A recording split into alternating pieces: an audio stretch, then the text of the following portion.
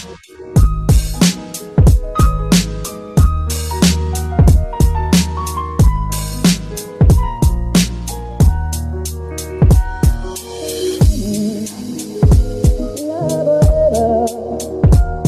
voulait dire on est heureux. La bohème, la bohème. Ça voulait dire on est heureux.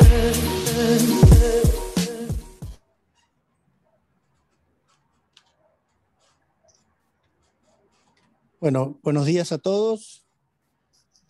Entiendo que ya me están escuchando. Marcelo, puedes hacer un asentimiento con la cabeza, si es así. Ahí va. Bueno. A ver, la verdad que hablábamos recién con nuestro invitado, orador y habitual participante de la Cámara, Marcelo Elizondo, que es miembro of council del estudio Allende y Ferrante, abogados, a quien nuevamente le agradecemos que nos esté acompañando y brindándonos toda su experiencia y su conocimiento. Estábamos recordando que ya hace un año, porque él habló en la comisión, hoy es una reunión conjunta de la Comisión de Comercio Exterior y Legal y Fiscal, y el año pasado también estuvo con nosotros para hablar de la problemática como hoy del comercio internacional. Hoy va a hablar de los temas de comercio internacional para 2021, pero hace un año estábamos muy parecidos a donde estamos ahora, lamentablemente, y estamos tratando de ver, y él nos explicó su visión de qué es lo qué podría pasar con todo el comercio internacional a partir de la pandemia que se está viviendo. Bueno, lamentablemente un año después todavía no ha cambiado mucho, hay algunas cuantas esperanzas, pero todavía estamos con una gran problemática. Así que le doy la bienvenida a Marcelo. Agradezco a todo el equipo de la Cámara, como siempre, en la organización del evento, de las dos comisiones y sobre todo a Clara y a Liliana. Y los dejo con él, que bueno, veremos un año después. Ahora, Marcelo, ¿qué nos vas a contar? Espero que sean todas cuestiones esperanzadoras. Bueno, un abrazo a la distancia y nuevamente muchas gracias por estar con nosotros. Bueno, muchas gracias, Alejandro. Muy buenos días a todos. Muchas gracias por volver a convocarme un año después. A mí me gusta decir que estamos transitando el mes 17 del año 2020 en vez del mes 5 del año 2021. O sea, el año 2020 no ha terminado y probablemente sea un año que tenga 20 o 22 meses. Y como pasa con las diferencias culturales que imponen distintos calendarios según las tradiciones, las religiones o los caprichos, bueno, a lo mejor en esta parte del mundo vamos a empezar a contar los años distintos y vamos a empezar a quedar rezagados en relación a otros años. Tengo una hija que está en Atlanta, en Georgia, en los Estados Unidos, porque su novio vive allá, es jugador de fútbol profesional, y me envía para darme envidia los videos yendo a los estadios de fútbol los domingos lleno de público, con visitantes y locales y bombos y redoblantes, como me envió hace 2 días. Bueno, allá ya es el año 2021. Acá todavía es el año 2020, el mes 17 del año 2020. Bueno, una vez más yo quiero agradecerles la invitación. Para mí es un gusto enorme siempre poder compartir con ustedes estas reuniones y además reencontrarme, aunque sea a través de la cámara, con tantos amigos. Espero que la próxima vez podamos hacerlo presencialmente. Con respecto al reclamo de Alejandro al final de su presentación, de que yo pueda decir cosas esperanzadoras, bueno, eso no formaba parte del contrato, muchachos. Haré lo mejor que pueda, pero no vine muy preparado para eso. Pero bueno, siempre hay esperanza, porque yo creo que aún pasando momentos complicados, lo mejor que tiene el ser humano es la capacidad de aprender y de reaccionar. Y no estamos bien, pero yo tengo la ilusión de que estemos aprendiendo. Recuerdo siempre a Thomas Edison, que solía decir: lo bueno de verse en la pantalla es que uno se da cuenta que tiene mal el cuello del saco cosa que si uno está hablando presencialmente no se da cuenta. Ahora acabo de ver que tenía mal el cuello del saco gracias a que me veo ahí en un rinconcito. Son las ventajas de la virtualidad.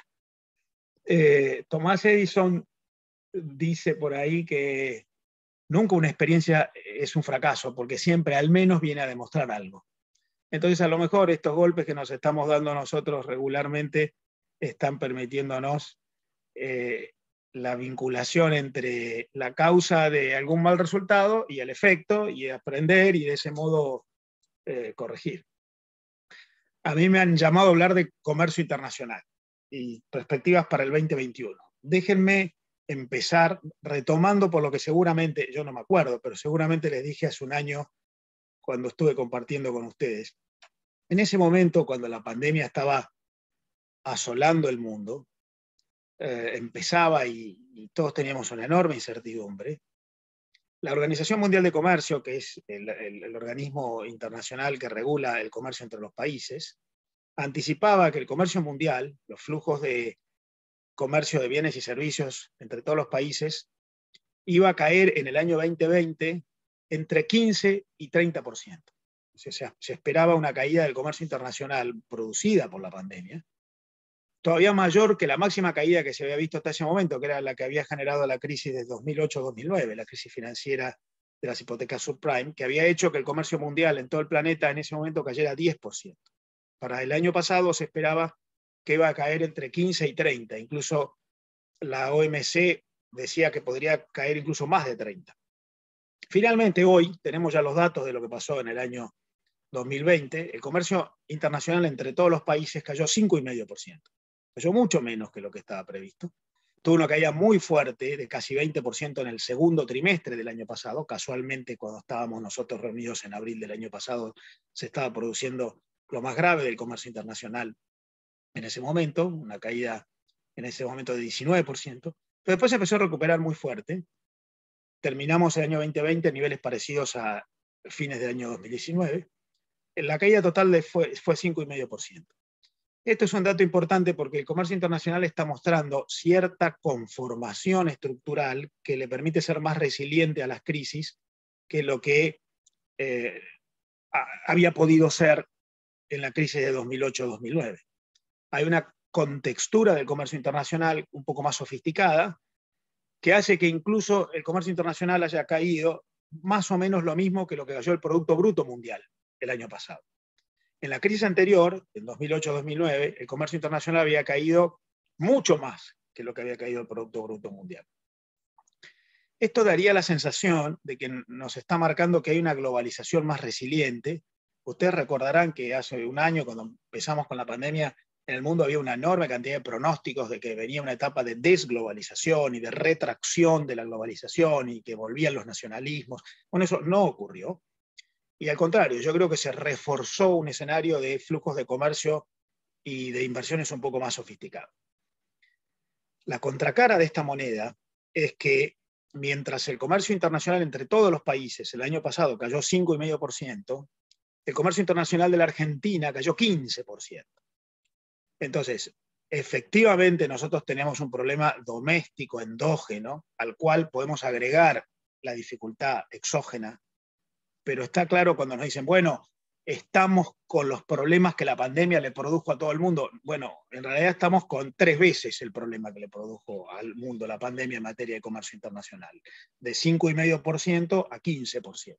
Por lo tanto, hay alguna serie de dificultades domésticas que se reflejaron el año pasado y que yo creo que tienen que ver con un desacople en relación a esa nueva conformación del comercio internacional que hizo que el resultado no solamente no fuera tan malo, sino que fue mucho menos grave que el que se preveía. Me parece que los analistas no advirtieron que algo está pasando en el comercio internacional que le está permitiendo cambiar una configuración y ser un poco más resiliente. En el primer trimestre de este año, todavía no tenemos los números mundiales, pero sí tenemos los argentinos. El primer trimestre de este año, la Argentina está recuperando comercio internacional. Afortunadamente es como que está tratando de volver a los niveles que tenía en el momento en que empezó la pandemia. El primer trimestre de este año, las exportaciones argentinas están creciendo 15%, y las importaciones están creciendo el doble, 30%. En realidad lo que están haciendo es volviendo a los niveles de flotación en los que habían quedado cuando cayó la bomba de la pandemia y nos hundimos todos.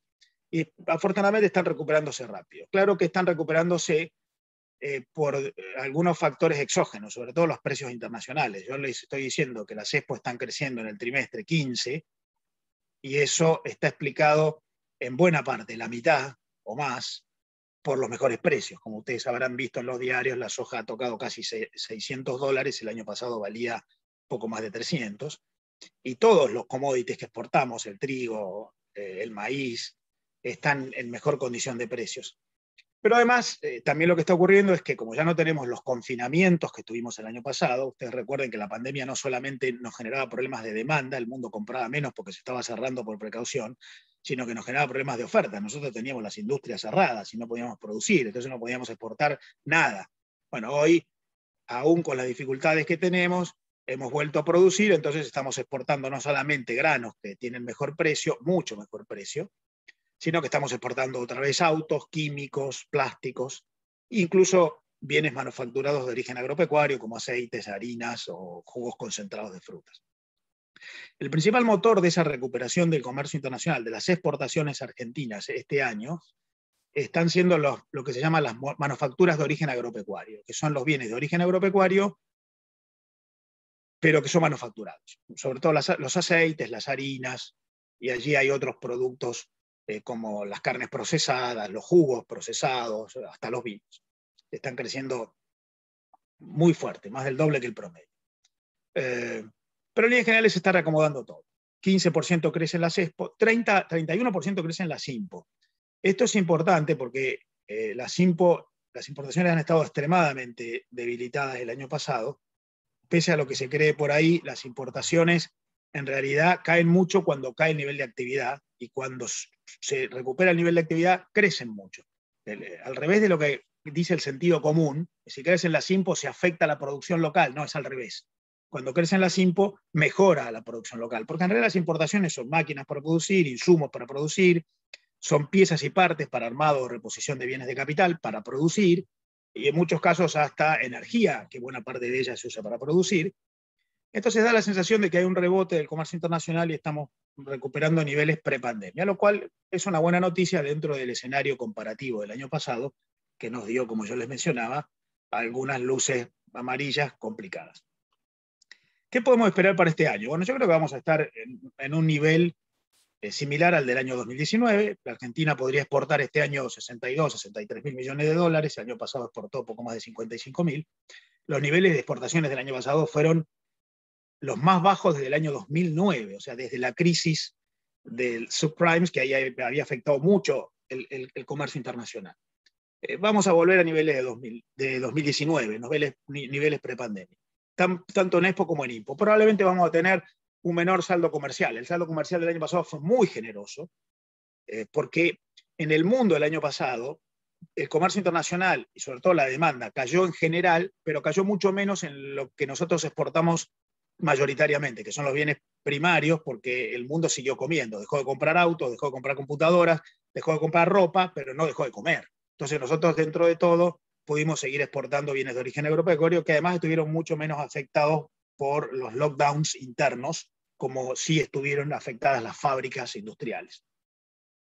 El comercio internacional, el superávit comercial, que el año pasado, en el primer trimestre, fue 3.500 millones de dólares, en el primer trimestre de este año está siendo 2.500 millones de dólares. Todavía hay superávit, probablemente este año tendremos a fin de año un superávit comercial de unos 8.000 millones de dólares.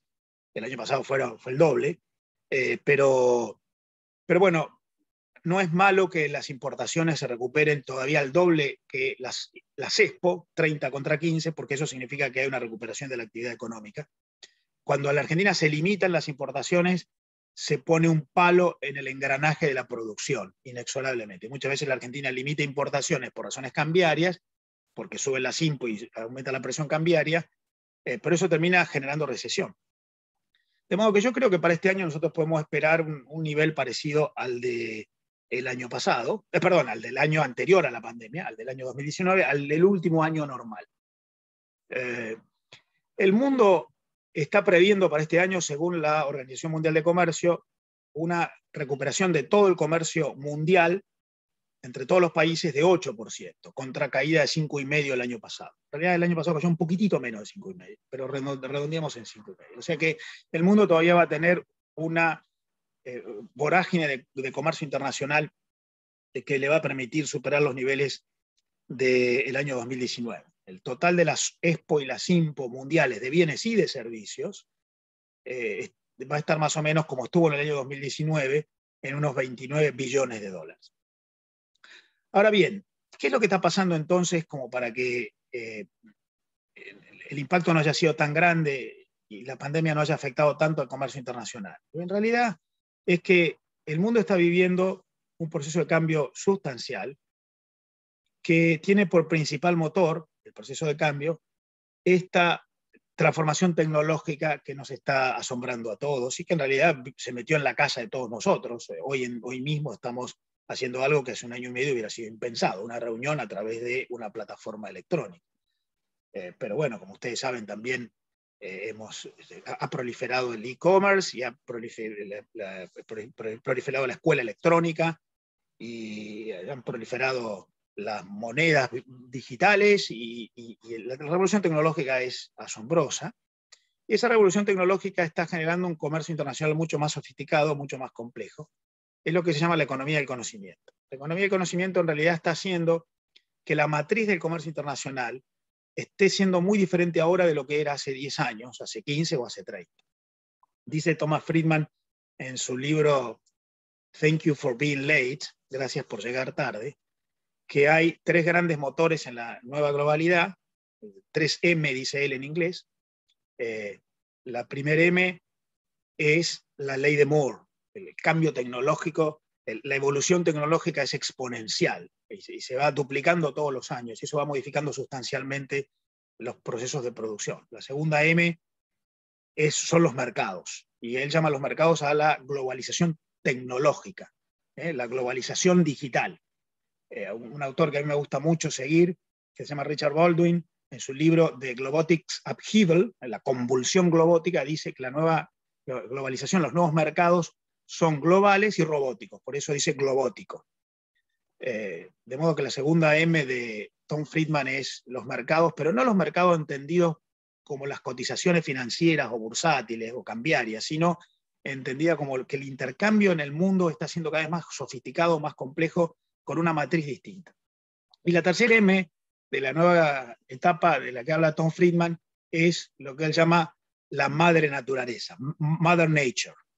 Los cambios que la naturaleza está generando, reclamos por el cambio climático, pero también cambios vinculados con la naturaleza humana, la igualdad de género, el respeto por las diversidades, y todo eso está generando una matriz de oferta y demanda, de inversión y enfoque por parte de las empresas, que incluso está cambiando la configuración de las cadenas globales de valor. Ustedes me habrán escuchado a mí hablar en reuniones anteriores, en años anteriores, que decíamos el 80% del comercio internacional ocurre entre empresas que están aliadas entre sí, en lo que se llaman cadenas globales de valor. No ocurre con operaciones spot, voy, vendo, cobro y vuelvo, sino empresas que están vinculadas de una manera regular, sistémica, a través de relaciones por las cuales invierten, planifican, desarrollan estrategias comunes, son socias más que clientes o proveedores. Bueno, esa matriz de las cadenas globales de valor está cambiando hacia lo que la World Intellectual Property Organization, la organización mundial que regula la propiedad intelectual, está llamando las Global Innovation Networks. Dice, bueno, ahora las cadenas globales de valor ya no son meros procesos de manufacturación que entre países van mejorando la maduración industrial del producto y que terminan en algún cuarto o quinto país con la finalización del producto. No, ahora, en realidad, el principal elemento y componente de esas relaciones internacionales es la generación de conocimiento. Lo que está ocurriendo hoy es que el comercio internacional está empujado por el cambio tecnológico, por la economía del conocimiento.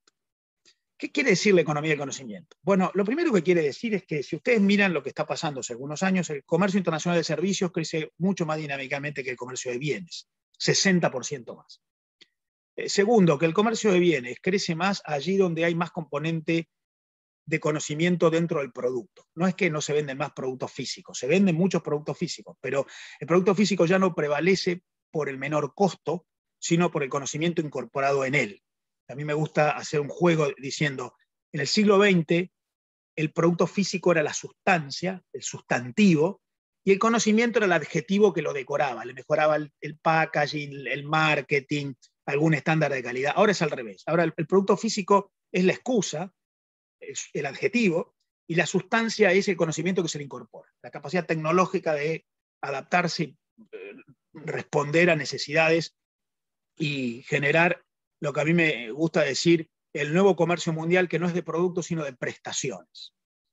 Esto está haciendo que, en realidad, si uno mira qué es lo que empuja esta mejor performance del comercio internacional, advierte que lo empujan los productos que tienen más participación de esta revolución tecnológica, incluyendo lo que exportamos nosotros, los productos agropecuarios, pero que tienen modificaciones genéticas, agricultura de precisión, maquinaria agrícola de altísima calificación, software y satelización en los procesos de siembra y cosecha y comercialización posterior, e incluso un elemento que está apareciendo con mucha relevancia en el éxito de las empresas que están teniendo mejores resultados, que es la calificación de los productos a partir de cumplimiento de estándares nuevos, de estándares de calidad, estándares vinculados con normas sanitarias, normas ambientales, normas de seguridad, requisitos técnicos.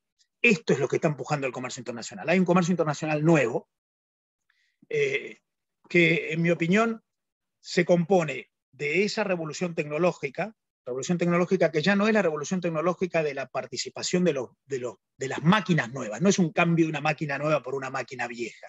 En realidad la nueva reemplaza a la vieja. No es eso, sino que es el capital intelectual, es el conocimiento como organizador de factores, generando invenciones, innovaciones, respuestas nuevas. El capital intelectual. Hay muchos autores que están hablando del capital intelectual, incluso un argentino que trabaja hace muchos años en Chicago, argentino-norteamericano, Mariano Bernardes, que tiene un libro que se llama Capital Intelectual, que cita a uno de los que más ha trabajado esto, Peter Sullivan. El capital intelectual, dice, es el cuarto factor de producción. En el siglo XX, en el siglo XIX hablamos de 3 factores: tierra, capital y trabajo, lo que toda la vida nos enseña. Bueno, ahora hay uno cuarto que es el más importante de todo, que es el conocimiento, que es el que genera respuestas nuevas e innovaciones. El que se adapta a eso participa de un comercio internacional que está siendo muy innovativo, muy resiliente, que cayó menos que lo que estaba previsto el año pasado y que este año empuja la recuperación más rápida.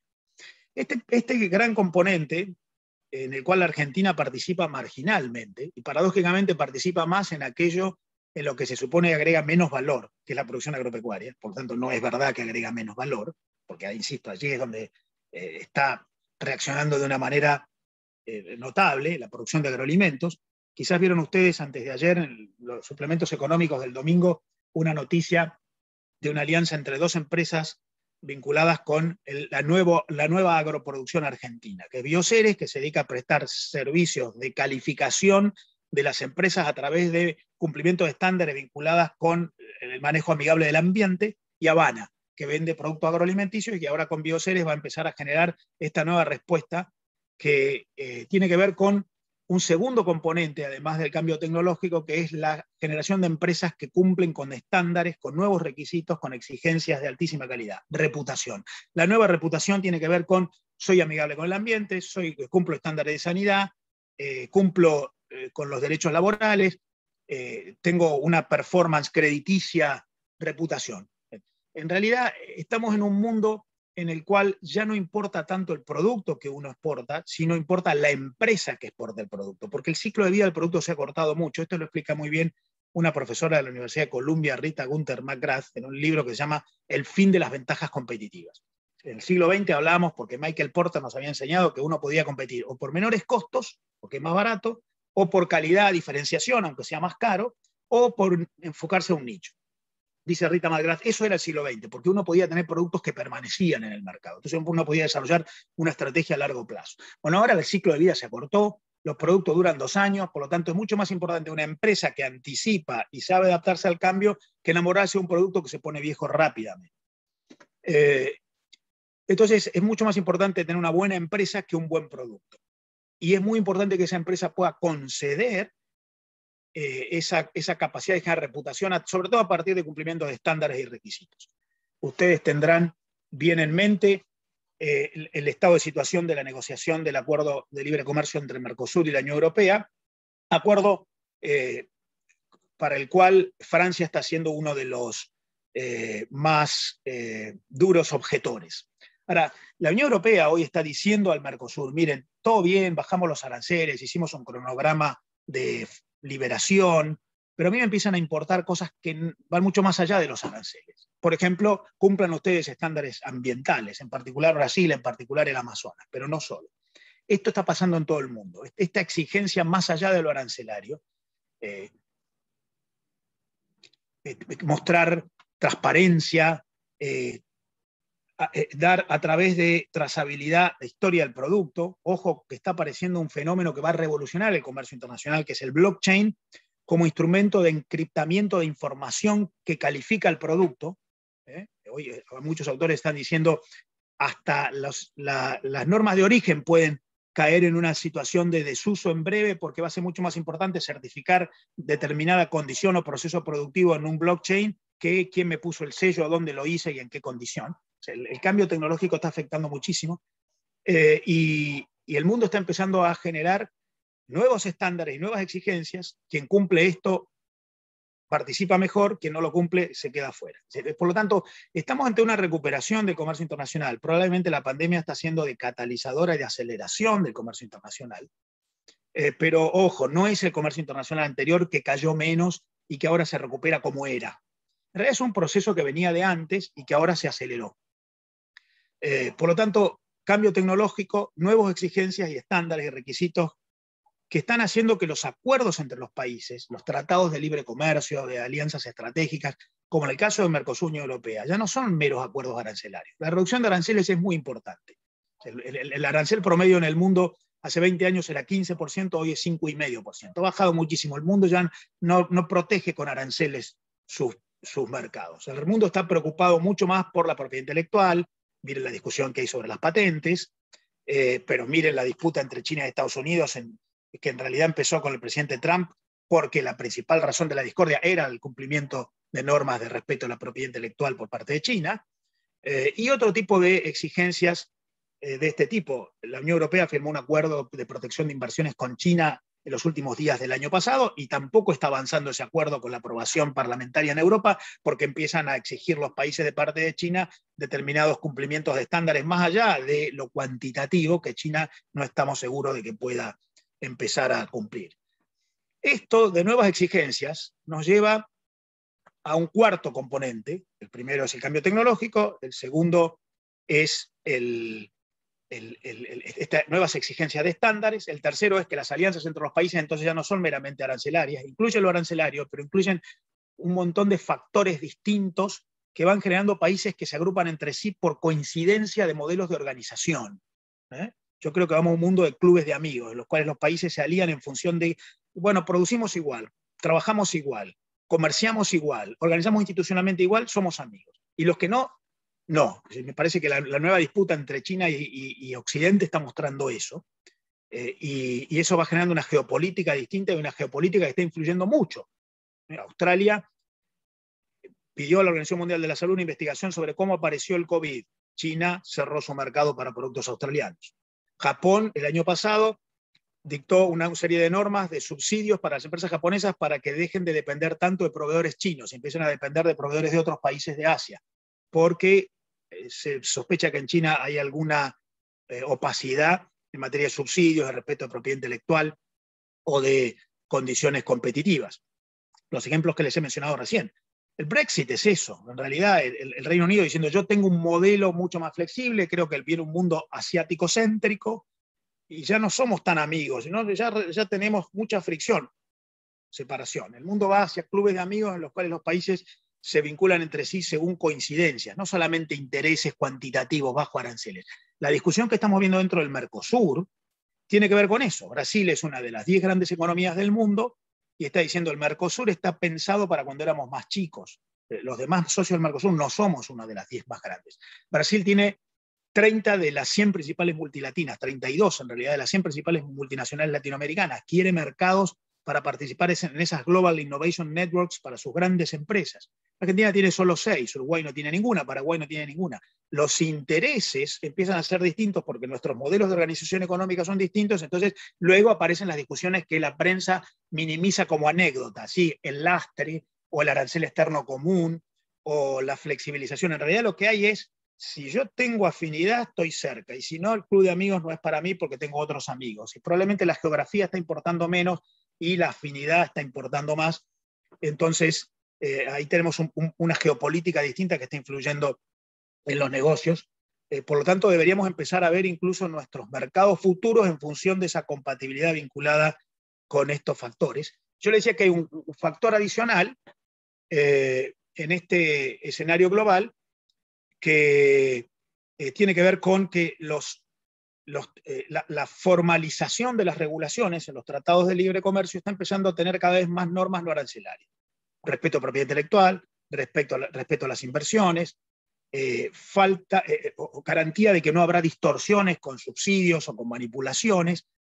La renegociación del NAFTA, hace un poco más de un año, 2, fue eso. Fue una imposición de Estados Unidos a México para decir, bueno, vos querés seguir siendo socio nuestro, bueno, no me hagas dumping social. Una de las condiciones para el nuevo NAFTA fue que México se comprometa a cumplir derechos laborales con sus trabajadores, de modo de que no haga dumping social para competir de manera desleal con la producción norteamericana. Fíjense que esto parte de un tratado de libre comercio, antes no pasaban estas cosas. Bueno, empezamos a tener confluencias regulatorias que tienen que ver con todo esto de lo que yo les estoy hablando, lo cual me lleva a decir, bueno, yo empecé mencionando, el comercio internacional no cayó tanto, cayó menos, está recuperándose rápido. Lo que está pasando en realidad es que la recuperación está motorizada por quienes se adaptan a este tipo de nuevo escenario, que es mucho más cualitativo.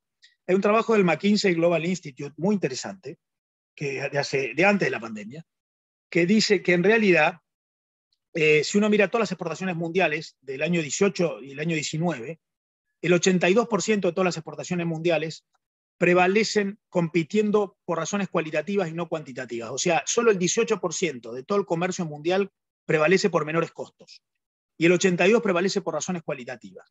Estrategia de las empresas, conocimiento incorporado a los procesos de producción, diferenciación, participación adecuada en procesos de innovación. De modo que, ojo, que no es solamente los números. Esto me lleva entonces a alguna reflexión final relativa a la Argentina. ¿Qué podemos esperar de la Argentina en este nuevo escenario? Yo les estoy mezclando datos de coyuntura con un proceso estructural de cambio profundo que está ocurriendo, que para mí hay que seguirlo, porque hay un cambio de matriz. Ese cambio de matriz incluso lleva a entender la globalización desde una perspectiva distinta. Ya no estamos ante las globalizaciones tradicionales que dice Friedman, la de los contenedores en los barcos. Friedman dice, esa es la globalización de nuestros abuelos. Ahí era una globalización mucho más compleja, más integral. A mí personalmente, esto es una idea mía, no se la atribuyo a nadie, me gusta hablar de la globalización hexagonal.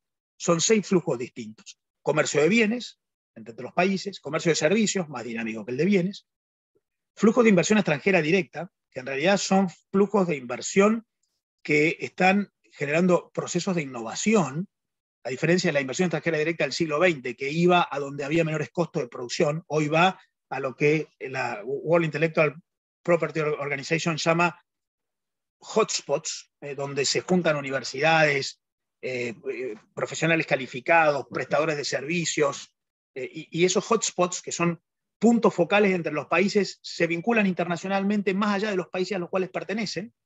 El otro día hablaba con alguien que me decía, Silicon Valley está más vinculada con Asia que con los Estados Unidos. Ya la globalización no es nacional, es subnacional.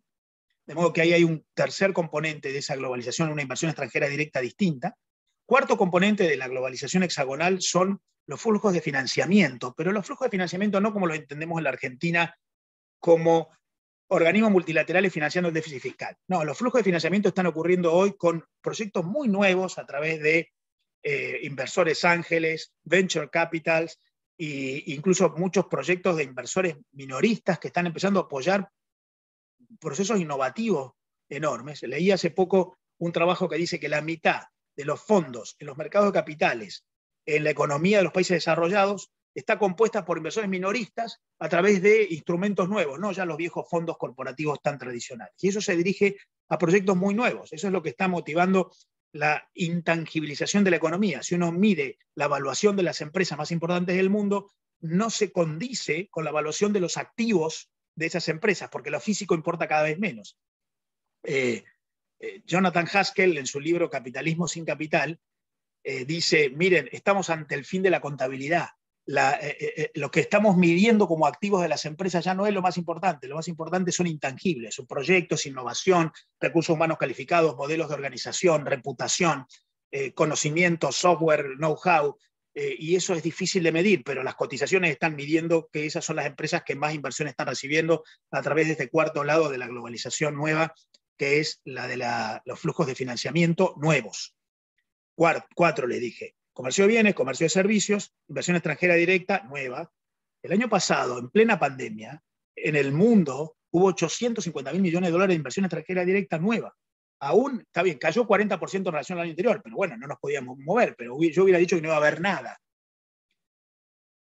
Ojo, en los últimos 10 años, en el mundo, el stock de inversión extranjera directa hundida creció 80%, en la Argentina en esos 10 años decreció 20%. Ojo con el desacople.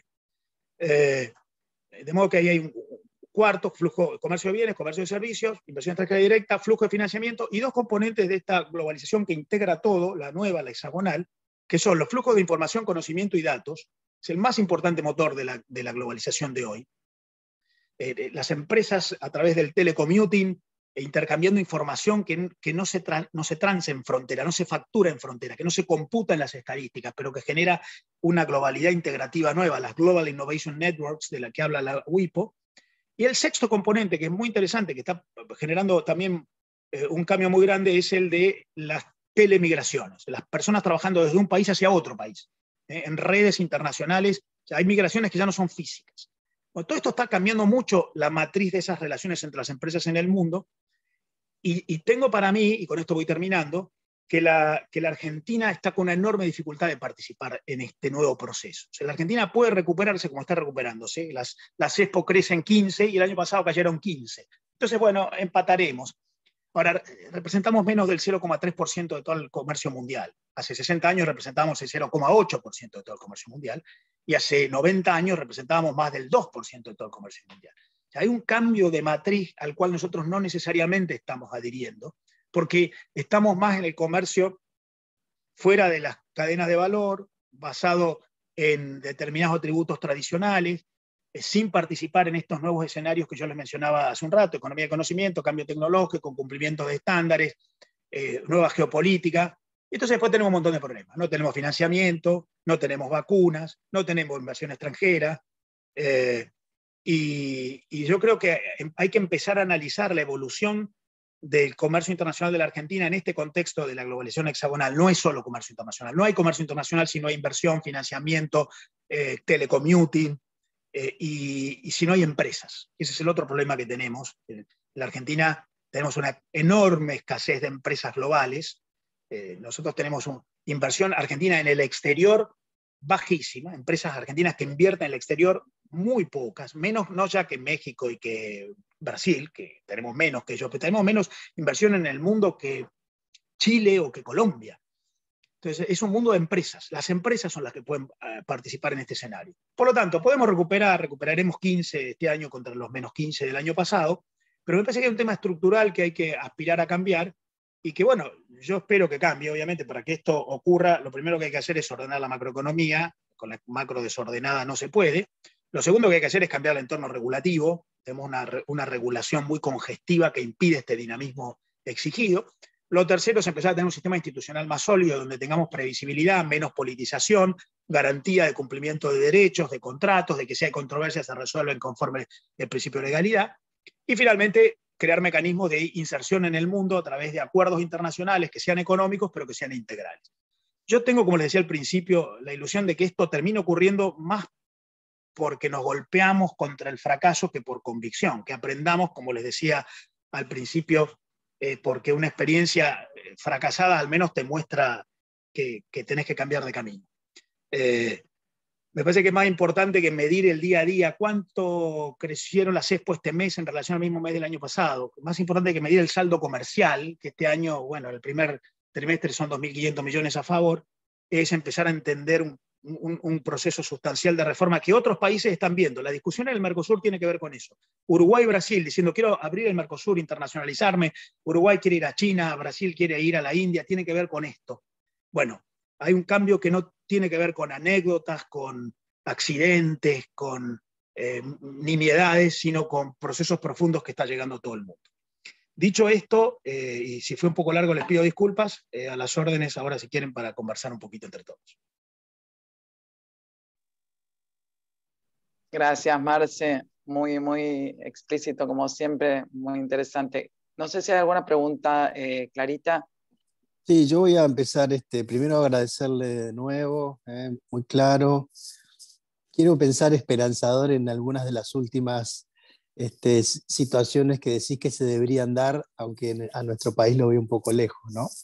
Lamentablemente, ¿no? De todas esas medidas que se deberían dar para empezar a jugar en primera, digamos, ¿no? Estamos un poquito lejos. Y la pregunta, Marcelo, que quiero que por ahí un temita que tocaste, es el tema de la geopolítica, esta cuestión de las afinidades y el impacto que tiene en el comercio internacional. Tema que creo que hasta lo hemos visto en la cuestión de las vacunas, ¿no? Para hablar de un bien transable, de alguna manera, aunque entre estados, al menos en algunos países. ¿Cómo ves esta problemática? ¿Cómo nos ves a nosotros como argentinos en esta cuestión? ¿Te parece que el rumbo de las medidas es el que debería ser? Por supuesto que acá hay una connotación un poco de visión política del asunto, pero ¿cómo está impactando, cómo puede impactar eso también en nuestra economía real?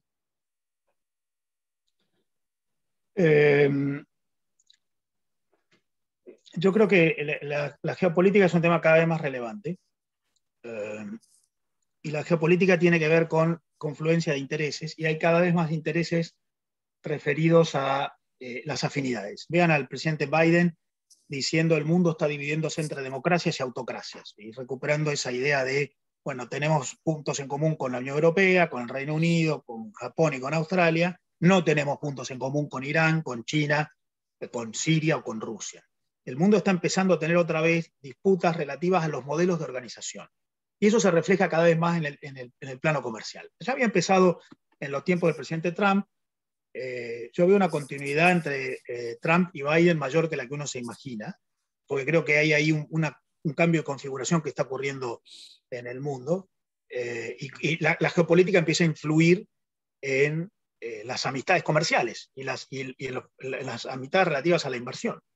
Piensa en el 5G, Huawei, y las razones por las cuales apruebo por un lado, repruebo por el otro, según la afinidad ideológica. La razón que tiene Occidente para ir contra Huawei es tengo miedo de que después me espíen, es geopolítica, no es tengo miedo que sea muy caro o que sea ineficiente o que no sea compatible con mi soporte tecnológico. Y lo mismo está pasando con el cambio ambiental. El mundo avanza hacia promover energías limpias y eso termina alentando inversiones en economías nuevas y desalentando inversiones en economías viejas. Y la geopolítica empieza a influir mucho en qué proyectos avanzan y qué proyectos se detienen.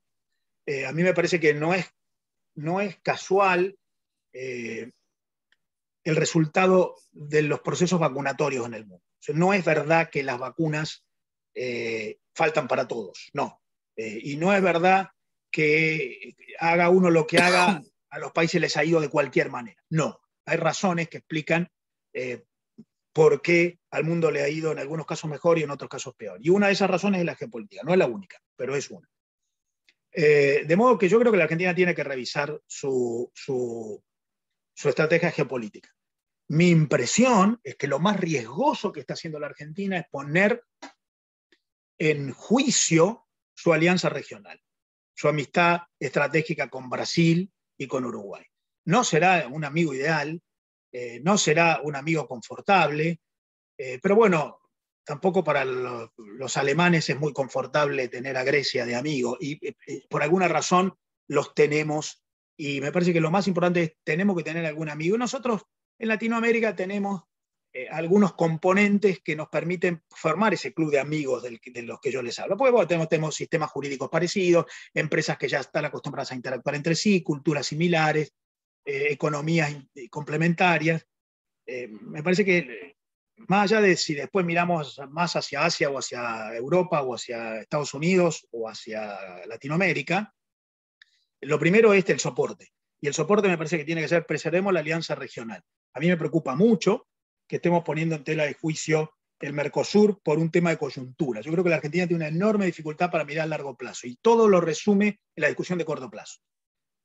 Brasil y Uruguay quieren abrir el Mercosur. Argentina dice, yo no puedo abrir el Mercosur porque tengo inflación alta, no tengo financiamiento, inestabilidad cambiaria y tengo que proteger la economía porque si no mis empresas no pueden competir. Entonces, a la propuesta estratégica de Brasil y Uruguay, la Argentina no responde a una discusión estratégica, responde a una respuesta táctica de corto plazo. Tengo alta inflación. Me parece que hay que empezar a distinguir lo principal de lo accesorio y ahí hay un problema. Me parece que lo más importante para la geopolítica nuestra es, tenemos años de historia de inversión en la relación con los vecinos, no perdamos eso. Es más, yo ampliaría hacia la región. Ahora, esa alianza estratégica local, regional, no debe terminar siendo el fin de la integración económica. Latinoamérica es una región cada vez más pobre.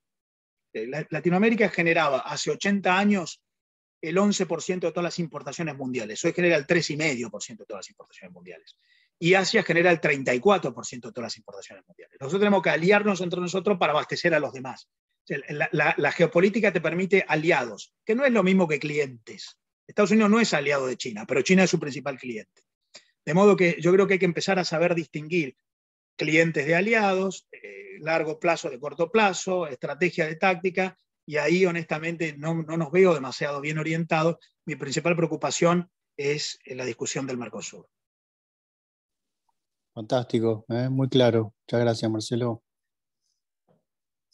Bien, justo a ese respecto, Alejandro, te interrumpo porque hay una pregunta de Enrique Prini que habla, te pregunta justamente Marcelo por cómo ves el Mercosur, cómo puede seguir y si el acuerdo con la Unión Europea se aprobará finalmente.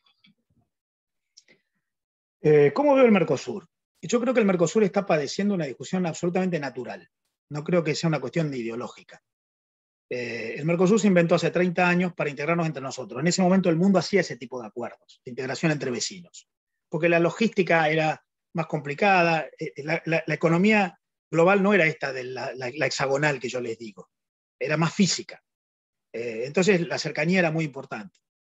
¿Qué fue el Mercosur? Bajamos los aranceles entre nosotros cuatro y elevamos los aranceles en relación a los demás para protegernos y tener más o menos garantizada nuestra actividad, aunque no seamos los más eficientes. Eso funcionó mucho, 30 años tiene el Mercosur, la mitad, 15 años funcionó bien. Ahora, los últimos años, sobre todo los últimos 10 años, el Mercosur tiene muy malos resultados. De hecho, la Argentina exportó el año pasado al Mercosur la mitad de lo que le exportó al Mercosur 10 años antes. El Mercosur llegó a explicar el 25% de todas las exportaciones argentinas, hoy explica el 12 o el 13, porque van creciendo de importancia relativa a otros. Entonces, lo que está pasando en el Mercosur es un problema de resultados. Se ha quedado muy desactualizado porque no tiene inserción con terceros mercados. Como ustedes saben, lo hemos hablado en reuniones como esta con ustedes antes, nosotros tenemos un problema de falta de acuerdos comerciales, económicos y de integración con distintos otros mercados en el mundo. Está pendiente, por ejemplo, Mercosur Unión Europea, que Enrique me pregunta qué pienso que va a ocurrir. Bueno, lamentablemente yo no creo que en el corto plazo vayamos a tener buenas noticias en ese sentido, por lo menos un par de años, por distintos motivos.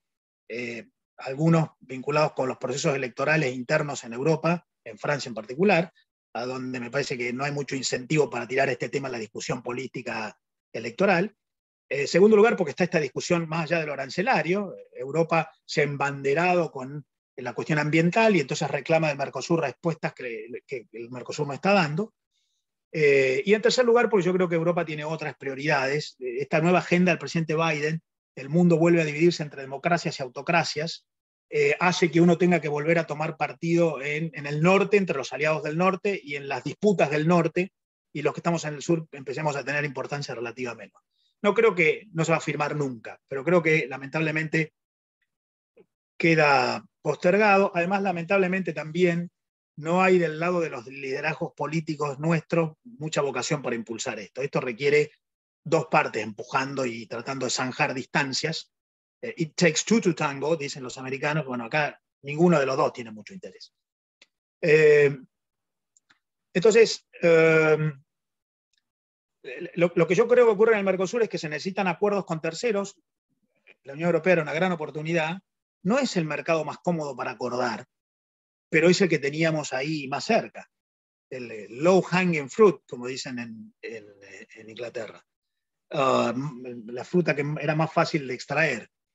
La verdad es que si uno mira, en el mundo hay alrededor de 20 acuerdos de integración vigentes, donde está la Unión Europea, está el ASEAN, está el Mercosur, está la Alianza del Pacífico, está el CARICOM y hay otros, unos 20. De esos 20, el Mercosur es el acuerdo que menos participación de comercio internacional en su Producto Bruto Agregado tiene, de los 20. Si uno mide las exportaciones totales del Mercosur a todos los destinos, intrabloque y al resto del mundo, y lo compara con el Producto Bruto Agregado de los 4 países del Mercosur, ese ratio da 14,9%. Es el ratio más bajo de todos los acuerdos de integración en el mundo. La Unión Europea da un poco más de 50%. El CARICOM da más de 70%.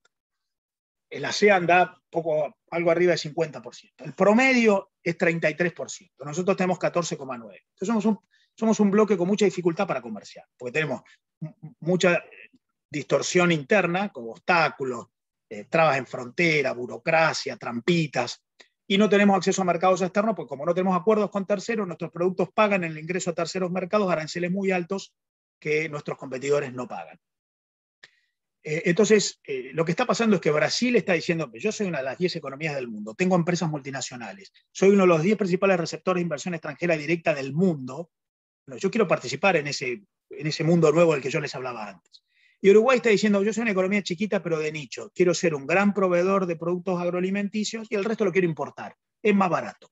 Hay una muy interesante discusión en el mundo hoy, planteada por muchos empresarios, en el sentido de que importar bienes de capital, importar tecnología, debe ser algo cada vez más barato, porque la generación de valor no está en las máquinas, sino en el conocimiento, en la innovación, en las ideas, el capital intelectual. Entonces bajemos el arancel, dice Brasil y dice Uruguay, que importar máquinas sea más barato, porque eso es lo que a mí me permite un soporte para generar innovación, invenciones. Son los intangibles, no los físicos, los que generan el valor hoy. Entonces lo que está pasando es, tenemos un arancel externo de 12% cuando en el mundo es 5,5%. Tenemos un comercio internacional de 14,9% cuando en el promedio es 33%. Tenemos un comercio intrazona muy complicado por un montón de obstáculos. Brasil y Uruguay quieren abrir por distintas vías, y la Argentina otra vez. Me parece que no discute ni siquiera en el mismo idioma.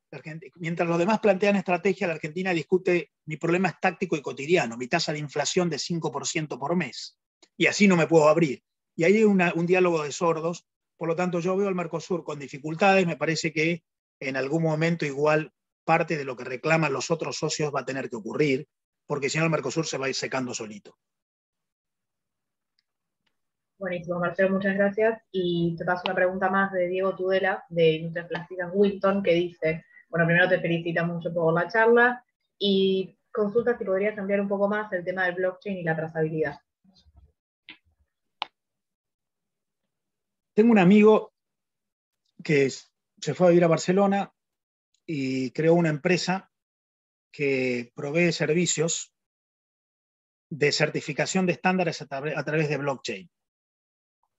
Empezó a trabajar para una empresa vitivinícola catalana y le está proveyendo un servicio, según él me contó, por el cual encripta en blockchain la trazabilidad de todo el producto que termina en un vino o en un espumante, desde la uva cuando se planta hasta que termina en el producto final.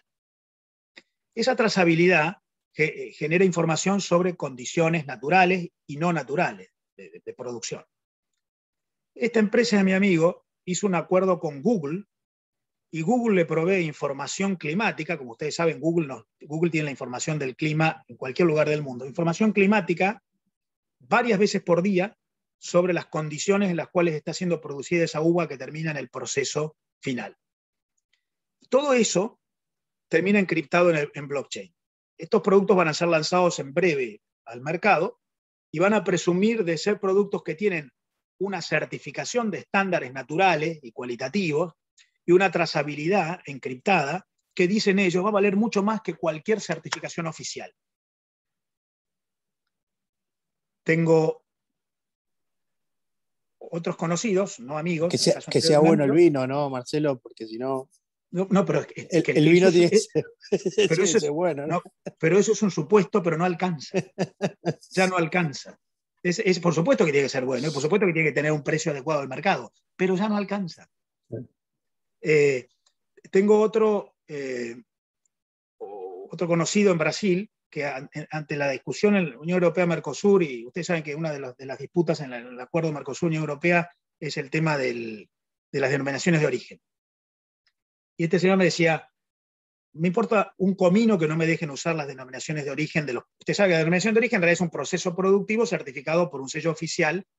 El tipo dice, yo voy a empezar a usar procedimientos que voy a encriptar y dentro de poco la trazabilidad y el procedimiento productivo y toda la transparencia del producto en el blockchain va a valer mucho más que el sello oficial. Está generándose a través del blockchain lo que yo llamo los espacios públicos no oficiales. Fíjense lo que pasa con las criptomonedas. En realidad las criptomonedas, ¿qué son? Son una respuesta del mercado al debilitamiento de las monedas oficiales. No habría criptomonedas si no estuvieran debilitándose las monedas oficiales. Y se están debilitando las monedas oficiales por los expansionismos fiscales, por esta idea que tiene el mundo de que la política es magia y yo puedo hacer cualquier cosa. En algún lugar, en algún momento eso se paga. Entonces yo creo que lo que está ocurriendo con blockchain es que están empezando a aparecer mecanismos de implementación de esto que yo llamo la economía del conocimiento, los intangibles, que se pueden, entre comillas, tangibilizar. Vamos a empezar a conceder información de los productos y de los procesos, de quién fue mi proveedor, y de cómo fue el clima, y en qué momento, y cuánto tardó, y cómo funcionó el ecosistema integral, eco de economía, no de ecología, que va a empezar a generar información que en un código de barras va a hacer que algunos prefieran un producto a otros. Este tipo de certezas bien vinculadas con la economía del conocimiento es algo que los mercados están empezando a premiar cada vez más. Probablemente no en la Argentina, estamos lejos, pero los mercados desarrollados sí. Y algo que va a ocurrir después de la pandemia no es algo que a mí me guste, ni siquiera es algo que yo creo que es muy cómodo y es riesgoso, pero va a ocurrir, es una ampliación de las diferencias entre los ricos y los pobres. Está pasando con las vacunas. Ustedes vean cuáles son los países que más están vacunando, son los que en sus regiones tienen más PBI per cápita. Mírenlo, está clarito. Los que fueron más exitosos económicamente empiezan a tener efectos no económicos favorables de su condición económica.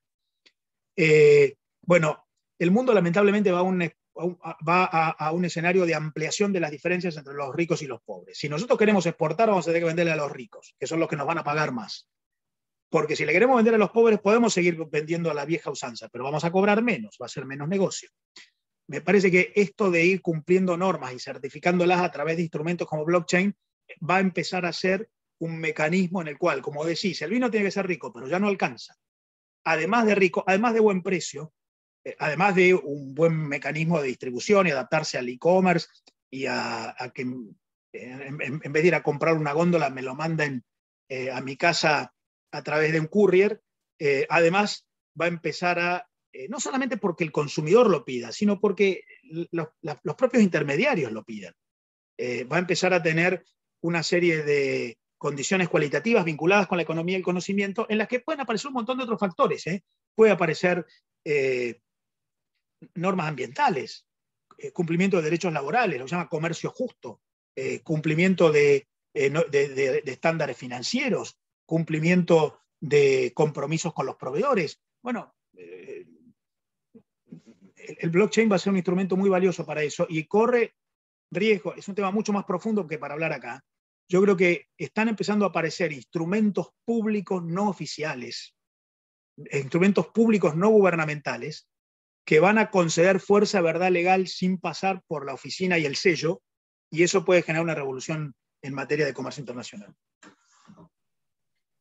Bueno, qué bueno que en términos futbolísticos la dejaste picando, ¿no? Y bien podría ser un tema para que desarrollemos en el futuro en alguna charla, porque por lo que bien comentás, este puede ser uno de los grandes temas de la economía del futuro.